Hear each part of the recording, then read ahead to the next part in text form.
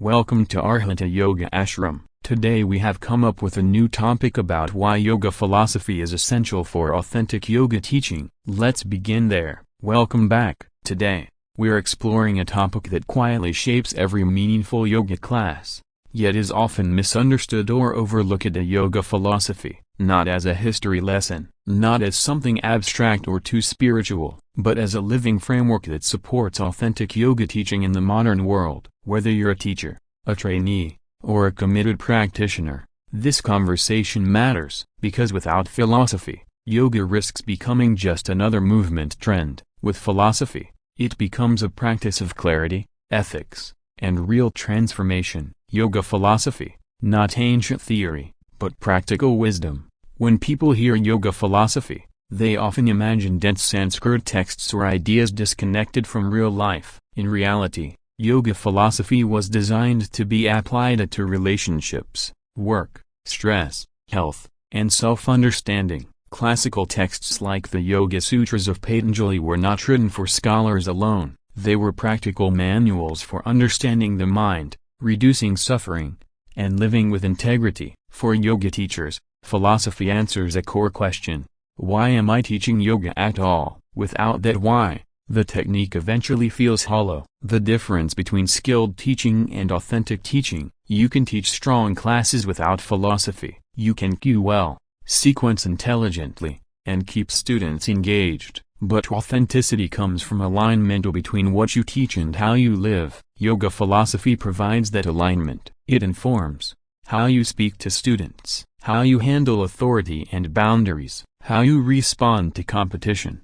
comparison, or burnout, how you hold space for discomfort, yours and theirs. Authentic yoga teaching isn't about projecting wisdom, it's about practicing what you share. The yamas and namas, ethics that shape the teacher-student relationship. Let's talk about one of the most practical aspects of yoga philosophy: the yamas and namas. These are often described as ethical guidelines, but that framing is too narrow. They are relational tools. For example, ahimsa, non-harming, influences how we offer adjustments, language, and expectations. Satya, truthfulness, guides honest communication without ego or exaggeration.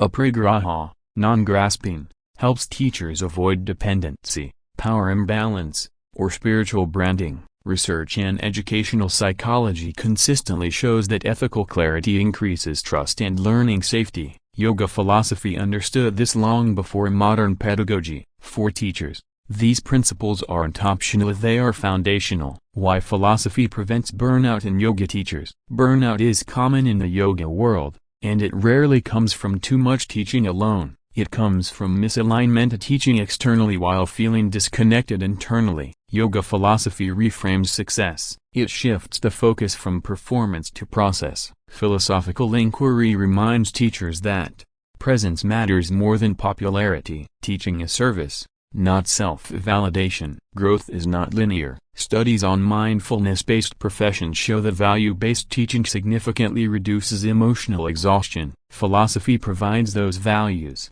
Beyond asana, teaching the inner practice without preaching. One fear many teachers have is, I don't want to sound preachy. That fear often leads to avoiding philosophy altogether. But yoga philosophy doesn't need to be quoted to be taught. It shows up when you allow silence instead of filling every moment. You normalize rest rather than glorifying effort. You guide attention inward, not just alignment outward. You model curiosity instead of certainty. Authentic teaching weaves philosophy into experience, not explanation. Yoga philosophy and the nervous system. Modern research on stress regulation and neuroplasticity has given scientific language to what yoga philosophy has long observed. Concepts like vairagya, non-attachment, abhyasa, steady practice, dhyana, meditative awareness, a broken bar directly relate to nervous system flexibility and emotional regulation. Teachers grounded in philosophy intuitively pace classes better, respect limits, and recognize when students need grounding rather than intensity.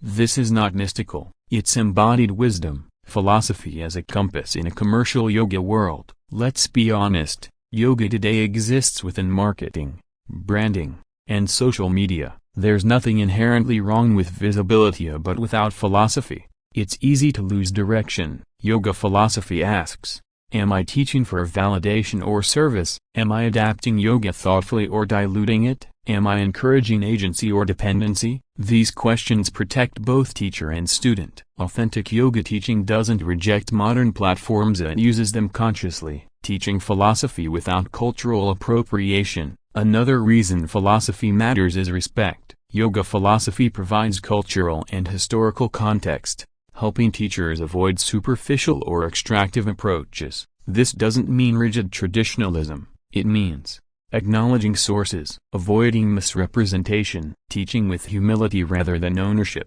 Authenticity grows from respect, not perfection. Philosophy builds teaching confidence and quietly. Interestingly, teachers who study philosophy often report increased confidence, not because they know more, but because they feel grounded.